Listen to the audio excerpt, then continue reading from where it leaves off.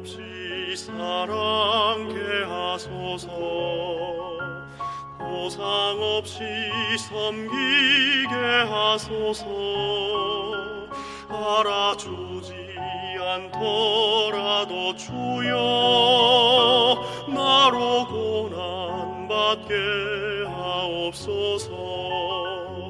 나는 마시지 못할지라도 나로 포도주 붓게 하소서. 나를 잃어 그들 위로하며 나를 쏟아 축복해 하소서. 동정이나 동구치 않고 영광이나 부구치 않아 비참하고 외롭더라도 버림받고 멸시받아도 나그네 길에 슬픔 모두 참으며 멸류관 위에 대가 지불하리라. 주님 당신이 자기 땅에서 그러한 길 가셨듯이 우릴 위하여 주가 기꺼이 모두 잃은 바 되셨듯이 앞길이 얼마 남았나 몰라도 되돌아가지 않고 갑니다. 부당한 고통받아도 원망한 한 주의 본 배우게 하옵소서. 주여 참담한 시련 당할 때 나의 눈물을 닦아주소서. 주가 내 위로 되심 누리며 나로 생명샘 되게 하소서.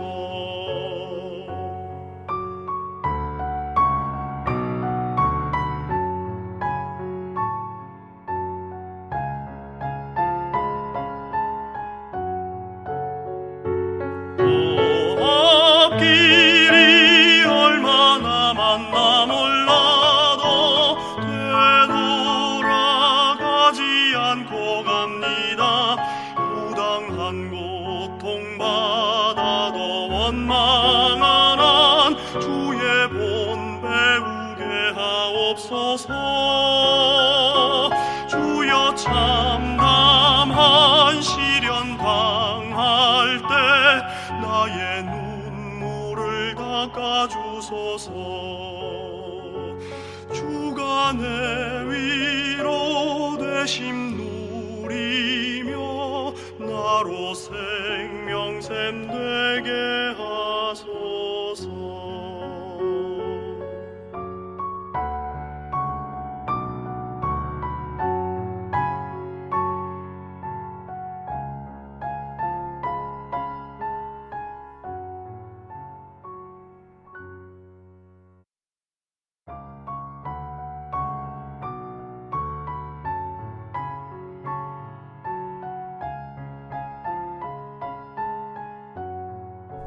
우리는 이 찬송을 대할 때 워치만니의 일생에 대해서 생각해 볼 필요가 있습니다.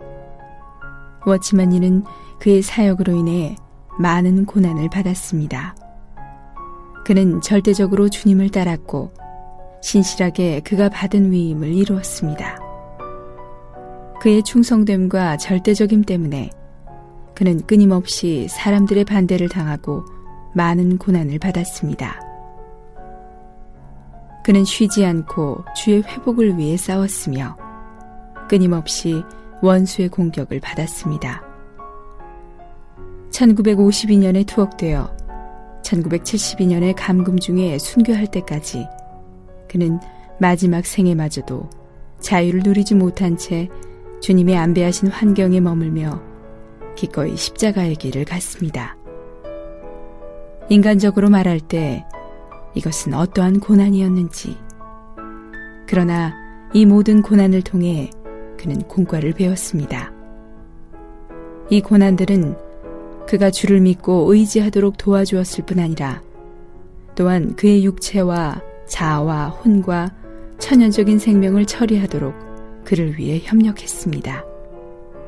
그는 교훈이나 교리만을 전하지 않았습니다. 그의 메시지에서는 그가 고난의 체험에서 얻은 실제가 있었습니다. 그가 고난을 통해 얻은 체험은 우리 모든 이에게 크나큰 도움을 주었습니다. 이 풍성한 유산은 그가 큰 대가를 지불하여 얻은 것들입니다. 다음은 그의 죽음에 관한 그의 조카 손녀가 기술한 내용 중에 한 부분입니다. 세상을 떠나기 전 그분은 베개 밑에 종이 한 장을 남겨놓았는데 그 위에는 매우 떨리는 손으로 적은 몇 줄의 글이 있었다. 할아버지는 그분의 일생으로 그분이 죽기까지 붙잡았던 진리를 증명하셨다. 그 내용은 이러했다. 하나님의 아들 그리스도는 사람의 죄를 속량하기 위해 죽으시고 3일 만에 부활하셨다. 이것은 우주 가운데 가장 놀라운 사실이다. 나는 그리스도를 믿음으로 죽노라. 니 토생. 할아버님은 돌아가셨지만 그분은 죽기까지 충성하시고 피로 물든 면류관을 가지고 주님께로 가셨다. 그는 자신에 대한 연민을 버리고 다른 사람에게 그리스도의 자양분과 풍성을 얻게 하기 위해 그리스도를 살아 나타내고 십자가를 짐으로 그리스도의 고난에 참여하여 그분의 죽으심을 본받았습니다. 워치만니의 가장 가까운 동역자였던 위트니스리의 마지막 말이 희생이었다는 것 또한 우리는 기억할 필요가 있습니다. 나는 마시지 못할지라도 나로 포도주 붓게 하소서. 나를 잃어 그들 위로하며 나를 쏟아 축복해 하소서.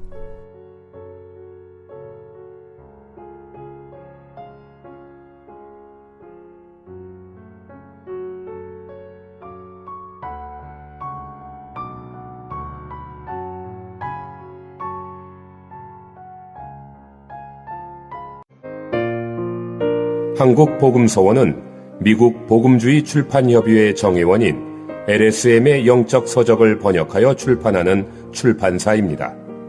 도서 문의는 1600-3191, 인터넷 주문은 www.kgbr.co.kr입니다.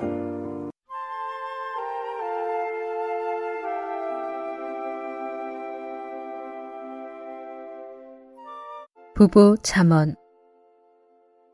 한몸 된 부부는 그리스도와 교회의 상징이요. 성경 전체는 그리스도와 교회에 관해서 말합니다. 창세기 2장의 시작에서 성경은 우리에게 한 쌍의 부부인 아담과 하와를 보여줍니다. 그때부터 시작하여 성경의 마지막 부분에 있는 어린 양의 결혼에 이르기까지 계속하여 한 사람 아담과 한 사람 하와에 대하여 말합니다. 어린 양은 아담이고 그와 결혼한 여인은 하와입니다. 처음과 마지막 사이에 있는 모든 이야기 또한 이 두 사람의 이야기, 곧 그리스도와 교회에 관한 이야기입니다.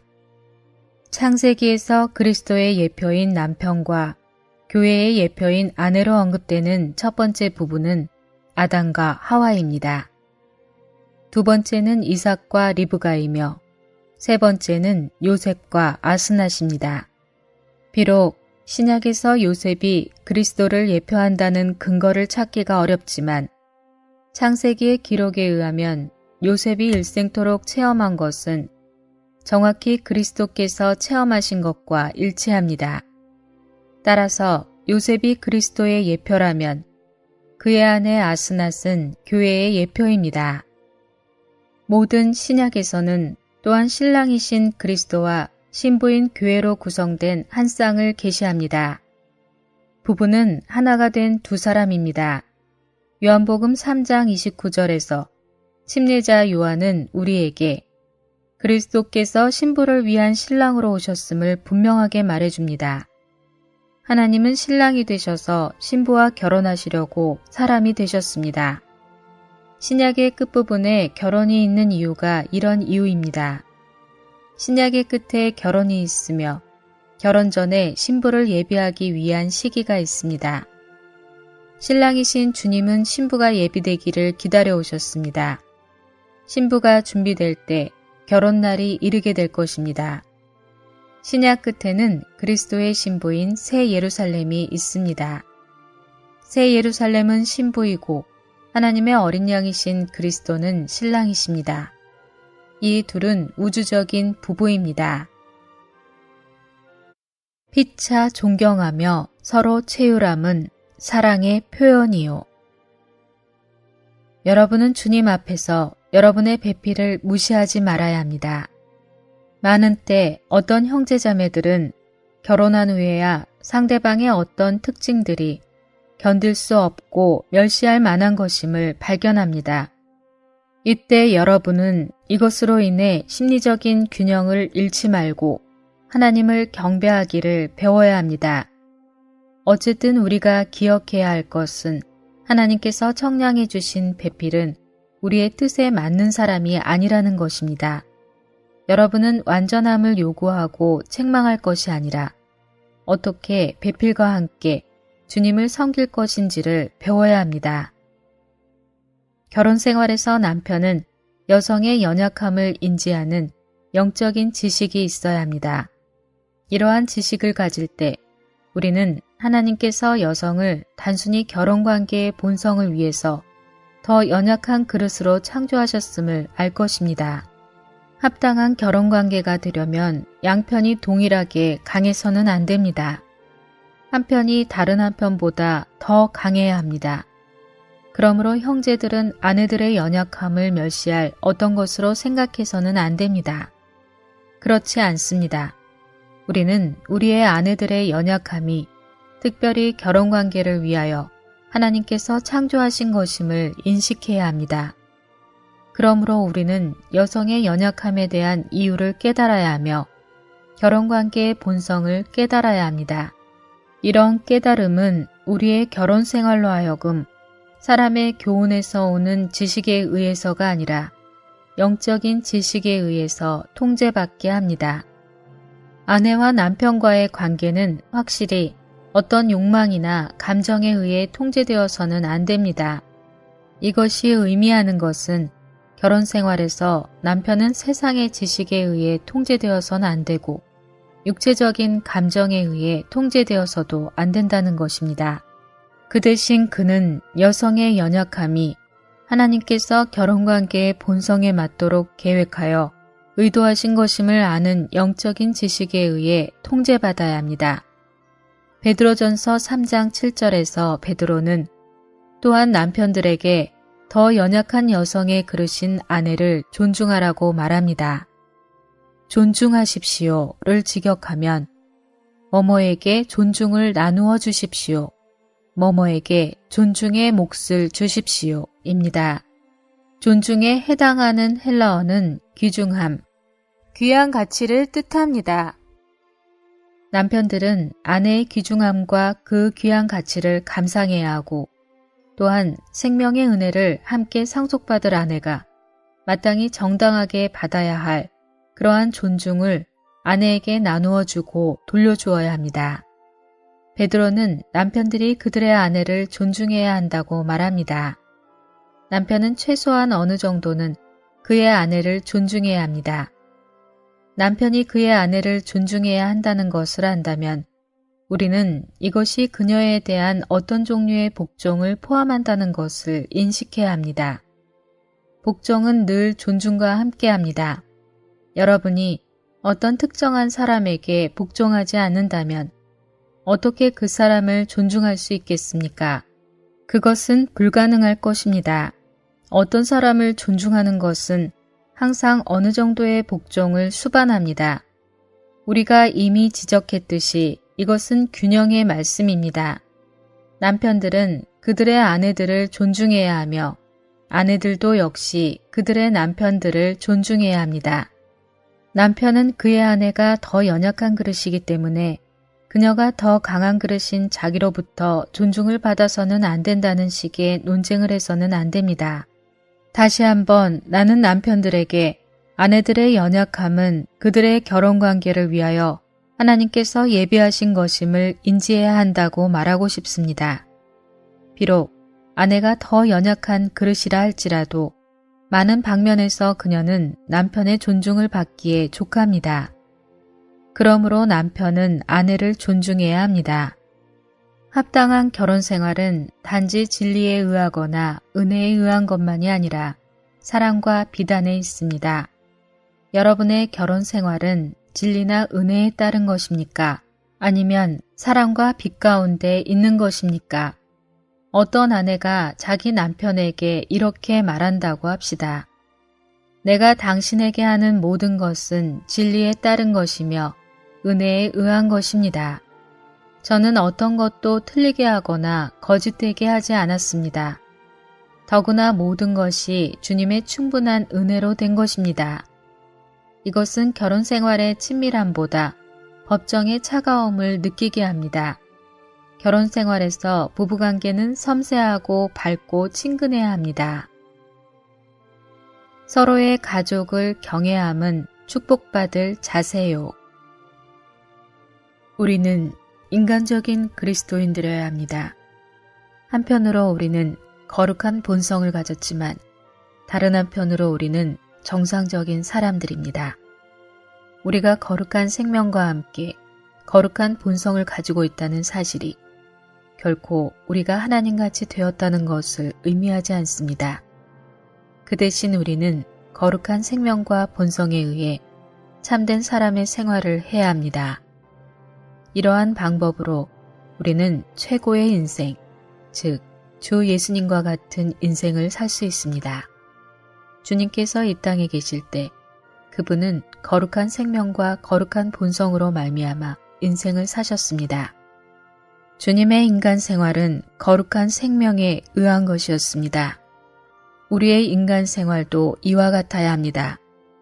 따라서 우리는 모두 합당한 인성을 갖기를 배워야 합니다. 디모데전서 5장 1절부터 16절까지에서 우리는 바울이 그의 젊은 동역자에게 인간적인 방법으로 성도들을 접촉하도록 가르친 것을 봅니다. 1절은 나이 많은 남자를 심하게 나무라지 말고 아버지에게 하듯이 권유하며 라고 말합니다. 나이 많은 남자를 아버지에게 하듯이 권유하는 것은 참으로 인간적인 태도로 행동하는 것입니다. 자기보다 나이 든 세대의 형제들과의 관계에 있어서 젊은 형제들은 그들을 아버지와 같이 대해야 합니다. 바울은 또한 디모데에게 젊은 남자들을 형제에게 하듯이 권유하고 나이 많은 여자들을 어머니에게 하듯이 권유하며 젊은 여자들을 매우 순수한 마음으로 자매에게 하듯이 권유하십시오 라고 말합니다. 디모데는 감독으로서 높은 지위에 앉은 것처럼 생각하거나 자신을 다른 이들보다 높게 여겨서는 안 되었습니다. 반대로 그는 젊은 형제 자매들에게는 형제와 같이 나이 많은 남자들을 아버지에게 하듯이 나이 많은 여자들을 어머니에게 하듯이 대해야 했습니다. 교회 생활에는 많은 아버지들과 어머니들과 형제들과 자매들이 있습니다. 그와 같이 성도들을 대하는 것은 인간적으로 처신하는 것입니다. 우리가 성도들을 접촉하는 것은 합당한 분위기와 올바른 태도와 영 안에서 이루어져야 합니다. 우리가 다른 이들을 접촉함에 있어서 분위기와 태도와 영은 상당히 중요합니다. 만일 젊은 형제가 나이든 사람과의 관계에서 무언가 높아진 위치를 취한다면 그들 사이의 관계는 손상을 받을 것입니다. 그러나 만일 젊은 형제가 아버지에게 말하는 아들처럼 나이 든 사람을 접촉한다면 그들의 교통은 친밀하고 사랑스러우며 감동적이고 심지어 고무적일 것입니다. 둘째로 5장 1절부터 16절까지에서 우리는 바울이 디모데에게 지혜를 사용할 것을 가르치는 것을 봅니다. 바울이 나이 많은 남자를 심하게 나무라지 말고 아버지에게 하듯이 하라고 한 말은 지혜의 말입니다. 나이 많은 남자를 심하게 꾸짖지 않는 것은 지혜에 관한 문제입니다. 다른 연령의 성도를 대함에 있어서 우리는 단지 사랑뿐 아니라 또한 지혜가 필요합니다. 우리는 우리가 누구를 접촉하고 있는지를 알아야 합니다. 우리가 나이 많은 형제나 자매와 말하고 있습니까? 그러면 우리는 아들이 아버지나 어머니에게 하듯 말해야 합니다. 우리가 젊은 형제나 자매를 접촉하고 있습니까? 그러면 우리는 형제가 형제에게 하듯이 또는 형제가 자매에게 하듯이 그들에게 말해야 합니다. 더욱이 우리는 한면으로 아버지에게 또 한면으로 어머니에게 그리고 또 다른 면으로 형제와 자매들에게 말하는 식으로 말해야 합니다. 예를 들어 우리 가정에서 우리는 가족의 모든 구성원에게 똑같은 방식으로 말하지 않습니다. 우리의 옛사람은 아주 귀찮은 존재로서 끊임없이 우리를 따라다닙니다. 우리는 결코 옛사람을 따라 행해서는 안 됩니다. 반대로 옛사람을 멸시하고 적대해야 합니다. 그리스도를 체험하는 열쇠는 바로 옛사람을 벗어버리고 새 사람을 입는 것입니다. 우리는 반드시 매 순간마다 벗고 입는 것을 배워야 합니다. 우리가 배우자와 배우자의 가족과 함께 있을 때도 벗고 입는 것이 필요합니다. 옛사람은 바로 자아입니다. 결코 옛사람에게 동의하지 말고 존중해서도 안 되며 따라서도 안 됩니다. 반대로 처음부터 끝까지 여러분의 속사람, 곧 그리스도 그분 자신을 조차 행하고 그 영을 조차 행해야 합니다. 감사와 사과는 항상 해야 할 말이라. 모든 일을 원망과 시비가 없이 하면 우리는 흠없고 해가 없게 될 것입니다. 원망과 시비가 없는 것은 얼마나 위대한 일입니까? 그러나 나는 원망하지 않는 자매나 시비를 따지지 않는 형제를 만난 적이 없습니다. 원망과 시비의 문제는 특히 결혼 생활에서 나타납니다. 예를 들면 부인은 그녀가 남편에 대해 가지고 있는 사랑과 관심에 대해 남편이 고마움을 표현하지 않으면 원망할 것입니다. 어떤 형제는 부인의 원망을 없애는 한 가지 방법이 두 가지의 간단한 표현, 곧 미안해요와 고마워요 라는 말을 하는 것임을 배웠습니다. 이 간단한 표현들을 사용하는 것은 여러분의 결혼 생활을 더욱 행복하게 할 수 있습니다. 형제가 부인에게 미안하다고 말하지 않거나 고맙다고 말하지 않을 때 원망이 있기가 쉬운 것입니다. 원망과 시비를 제거하는 데 성공한다면 우리는 흠없고 순전하게 될 것입니다. 네 형제님이 한 번은 결혼한 부부를 위해 잠언을 썼습니다. 형제님이 언급한 많은 항목들 가운데 형제님은 결혼한 날로부터 미안해요, 용서하세요 라는 두 마디를 배워야 한다고 남편과 아내들에게 말했습니다. 만일 우리가 이 두 마디를 매일 말한다면 별거나 이혼은 없을 것입니다. 별거나 이혼은 사람들의 자존심이 너무 강한 나머지 자신의 배우자에게 미안해요, 용서하세요 라고 말하지 않은 데서 옵니다. 교회 생활에서 우리는 항상 서로에게 친밀합니다. 종종 우리는 다른 이들에게 상처를 주는 말이나 행동을 합니다. 우리 모두는 서로 미안해요, 용서하세요 라고 말하기를 배워야 합니다. 그러나 우리는 다만 입으로만 말하지 말고 먼저 주님께 기도하고 자백하여 상처를 준 것에 관해 합당하게 처리해야 합니다. 그런 다음 우리는 우리가 해를 끼친 사람에게 가서 용서를 구하며 관계를 회복해야 합니다. 만일 우리가 이렇게 한다면 성도들 사이에 마찰이 없을 것입니다. 거기엔 평화가 있을 것이며 우리는 그리스도의 몸을 건축하기에 좋은 합당한 교회 생활을 가질 것입니다. 가깝다 하여 예의를 이름은 화목을 이름의 시작이요. 첫 번째로 화목을 이루면 사탄에게 문을 열어줌이라.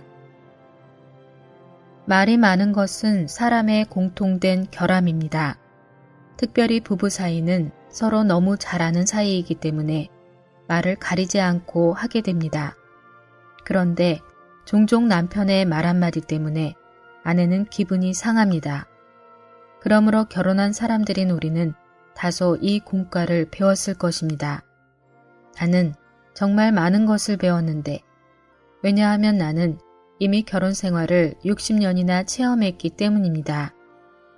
남편들은 아내들의 얼굴을 항상 미소 짓게 만드는 것이 쉽지 않다는 것을 압니다.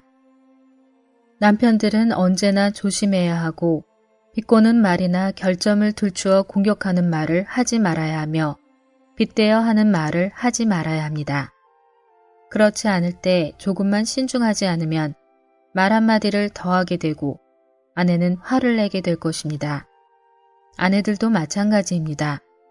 어떤 때 남편은 아내가 한마디를 더하는 말 때문에 화를 냅니다. 오늘날을 예로 들면 우리는 다 한두 번은 말을 많이 한 것 때문에 남편이나 아내의 화를 도두게 한 경험이 있을 것입니다. 만일 입을 닫고 말을 하지 않으면 성공하고 이길 것입니다. 나는 이 일에 있어서 성공적으로 배웠다고 말할 수 없지만 한 가지 비결을 배웠는데 그것은 말을 하고 나서 분위기가 어색하거나 냉랭해지면 즉시 말을 멈추고서 미소를 지으며 낮은 소리로 오 주님, 오 주님이라고 주님의 이름을 부르는 것입니다. 이렇게 하면 점점 서로의 화가 가라앉게 됩니다. 여러분이 결혼 생활 가운데 영을 따라 행하기만 한다면 여러분은 이기는 이가 될 수 있다고 말할 수 있습니다. 그러나 이 일에서 우리 모두는 영을 따라 행하는 것이 쉽지 않다는 것에서 동병상련의 처지에 있습니다. 하나님께서 우리 안에 이 영을 주신 데에는 좋은 점이 있지만 동시에 어려운 점도 있습니다. 왜냐하면 번거로운 일이 함께 들어왔기 때문입니다. 결혼을 한 사람들은 모두가 결혼이 정말 좋은 것이라고 인정합니다. 왜냐하면 그들에게 배우자가 생겼기 때문입니다. 그렇지만 우리는 결혼이 아주 어려운 것임도 알고 있는데 왜냐하면 배우자도 하나의 어려움이기 때문입니다.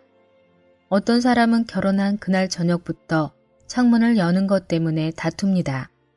한 사람은 창문을 열지 않으면 잠을 잘 수 없고 한 사람은 창문을 닫지 않으면 잠을 잘 수 없습니다.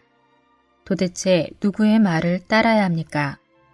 구원받은 사람인 우리는 사실 좋은 점이 있는데 그것은 영이신 하나님께서 우리 안에서 우리를 공급하고 위로하신다는 것입니다. 그러나 다른 한면에서 우리에게는 어려움도 있는데 그것은 주님께서 양보하려고 하지 않으시고 생활 속의 크고 작은 일들에 다 관여하려고 하시기 때문입니다. 하나님은 우리가 다만 영을 따라 행하기만을 원하십니다. 이 다만이라는 글자는 우리에게 참으로 엄청난 제한입니다. 많은 기혼 부부들은 상대편에 대해서 문제를 가지는 것을 피할 수 없습니다. 남편과 아내는 매우 가깝고 또 그들은 서로를 잘 알기 때문에 이런 문제를 피할 수 있는 사람은 매우 드뭅니다. 부부들은 자신들이 조심해야 할 필요가 없다고 느끼기 때문에 언제나 자아나 육체에 빠질 기회가 있습니다. 이런 기회들은 여러분을 넘어뜨리는 올무이고 덫입니다. 반드시 여러분은 그 영에 의해서 행하고 말하며 대화하는 것을 배워야 합니다. 많은 경우 사탄은 여러분을 유혹하려고 여러분의 배우자를 사용합니다. 남편이나 아내가 여러분에게 심한 말을 하거나 불쾌한 얼굴을 보일지도 모릅니다. 그러나 바로 그때에 우리는 그 영에 의해 어떻게 행하고 어떻게 처신하며 어떻게 행동하고 사는지를 배워야만 합니다. 여러분 자신에 의해 여러분의 배우자에게 말하지 마십시오. 연합된 영으로 여러분의 배우자에게 말하십시오.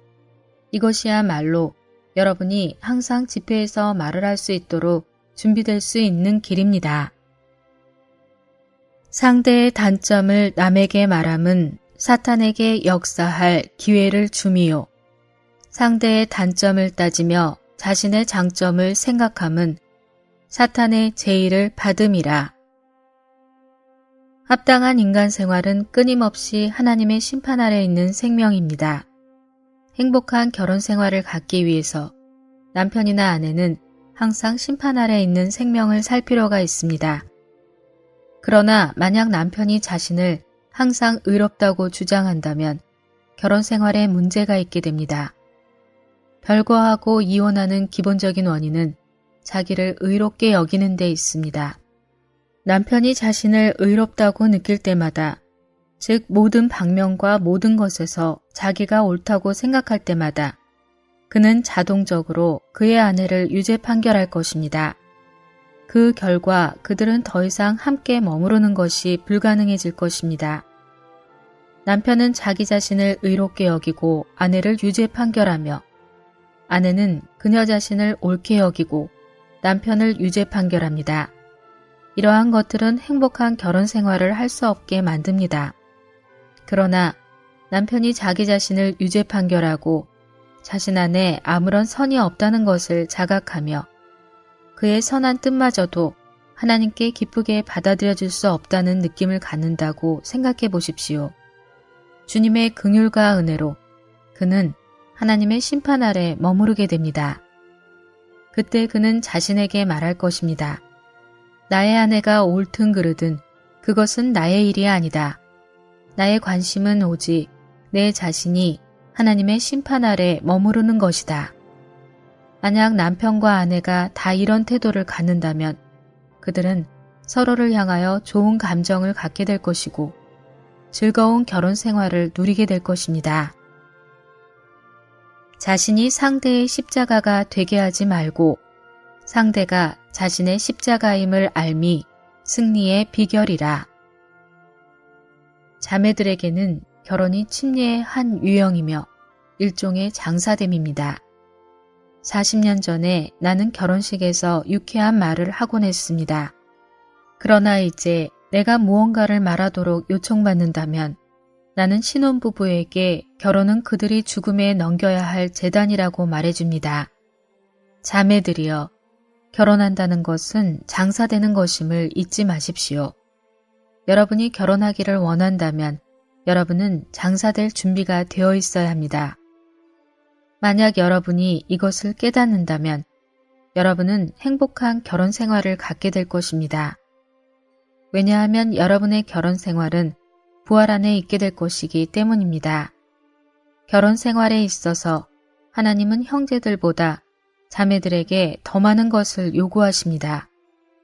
하나님은 남자가 아내에 의해 죽임을 당할 것을 요구하시지 않는데 그 이유는 결혼에서 남자는 하나님을 대표하기 때문입니다. 하나님은 우주적인 남자이시며 우주적인 남편이십니다. 결혼에서 남편은 우주적인 남편이신 하나님을 대표합니다. 만약 아내들이 기꺼이 장사되고 십자가의 죽임 아래 있는 결혼 생활을 한다면 부활 능력이 나타나게 될 것이고 모든 문제는 사라질 것입니다. 나는 자매들이 끝나고 장사될 때 사탄과 악한 천사들과 귀신들은 두려워 떨 것이고 더 이상 자매들을 괴롭히지 못할 것이라고 자매들에게 확신 있게 말할 수 있습니다. 여러분이 그처럼 많은 일들로 괴롭힘을 당하는 이유는 여러분이 여전히 살아있기 때문입니다.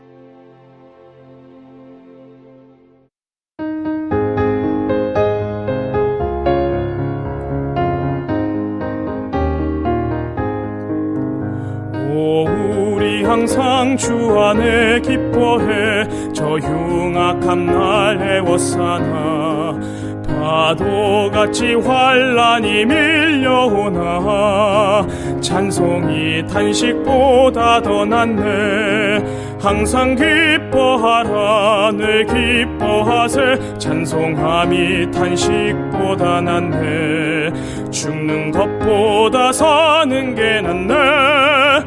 우리 항상 기뻐하세. 우리 항상 주 안에 기뻐해. 저 어두운 날에 왔사나 저 사탄이 여전히 위협해도 찬송이 애통함보다 낫네. 항상 기뻐하라 늘 기뻐하세. 찬송함이 탄식보다 낫네. 죽는 것보다 사는 게 낫네. 우리 항상 기뻐하세. 오 우리 항상 주 안에 기뻐해. 나 병중에 쇠잔하여도 주의 기쁨 곧 나의 힘이 되니 주님을 의지해 강해지네. 항상 기뻐하라 늘 기뻐하세. 찬송함이 탄식보다 낫네. 죽는 것보다 사는 게 낫네. 우리 항상 기뻐하세. 우리 항상 주 안에 기뻐해. 이 장막을 곧 벗게 되네. 들림받아 주 함께 있게 되니 찬송이 근심보다 더 낫네. 항상 기뻐하라 늘 기뻐하세. 찬송함이 탄식보다 낫네. 죽는 것보다 사는 게 낫네. 우리 항상 기뻐하세. 본 메시지가 수록된 도서에 관심 있으신 분들은 인터넷 검색창에 한국복음서원 쇼핑몰 또는 1600-3191로 전화 주시면 감사하겠습니다. 리디북스에서 전자책으로도 구입이 가능합니다.